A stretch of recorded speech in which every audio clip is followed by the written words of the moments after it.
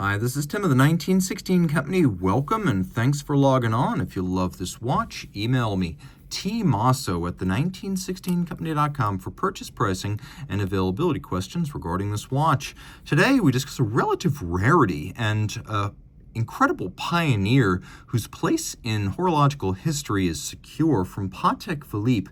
This is the 5035P-001 annual calendar. Originally launched back in 1996, the 5035 was the industry's first ever annual calendar. So between a conventional calendar and a perpetual, this requires only one correction a year during the jump from February to March. It is also a late 90s example of a platinum Patek with an original tritium dial, and because of its age, no diamond between the lugs at 6 o'clock, but rest assured, this is definitely platinum, not white gold.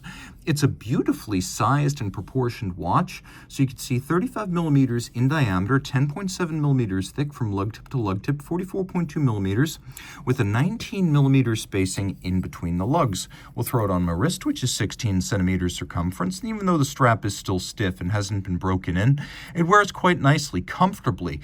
Taking a look lug to lug, this watch would wear well on a wrist as small as 13.5 centimeters circumference. And so this could be worn by a man or a woman. Today, it is neutral in that sense. It's also flat with a concave bezel.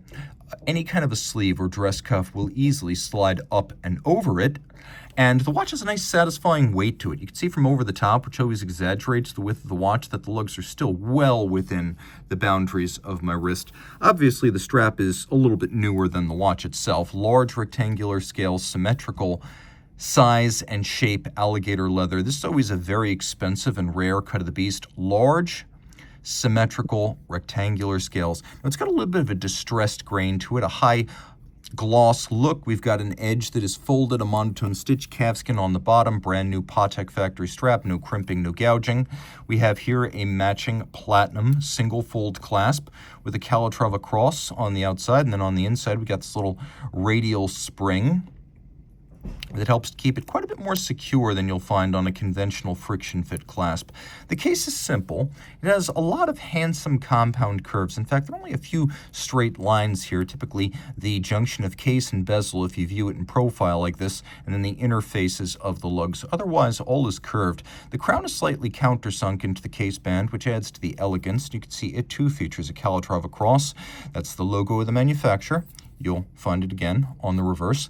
We have pusher adjusters for the calendar, which again requires only one adjustment annually during the jump from February to March. Couple of interesting things about this dial. The first thing you might be asking is, where is the moon phase? That is the 5036. The 5035 has a 24-hour dial and then the calendar elements. So you've got your day, your date, your month, and then a 24-hour dial that's designed to give you some clarity of what you're looking at. So you don't want to set this during the nighttime hours.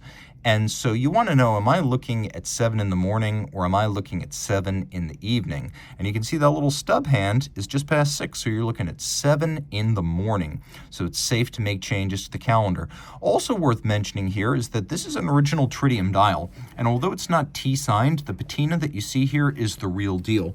So once you turn the light off, initially there's a little bit of a glow, but it fades very, very quickly. And I have actually tested this. I wrote it all the way to the bottom and it took about a minute. So this is an original tritium dial, and you can see that both the dial and the hands themselves are original to the watch. Also, the dial features, the numerals and the hands are golds. They will not tarnish or oxidize over time. This is also an unusual dial for Patek in that it's one of the few times they used a proper Roman numeral 4 as opposed to the so-called watchmaker's 4, which is really just a 3 with an extra index. So this is a true Roman numeral 4 here. We also have a chemin de fer, railroad track outboard for reading minutes and seconds. Turning it all over, we've got caliber 315, very similar to the later 324, except this is a 3 hertz beat rate. Also, this being an older watch from the late 90s, we have the original Geneva hallmark rather than the later Patek Philippe seal that arrived around summer of 2009. It's an automatic winder, 3 hertz beat rate. It's got a 45-hour power reserve, annual calendar capability with the 24-hour sub-dial for clarity. You can see a single barrel, 35 jewels.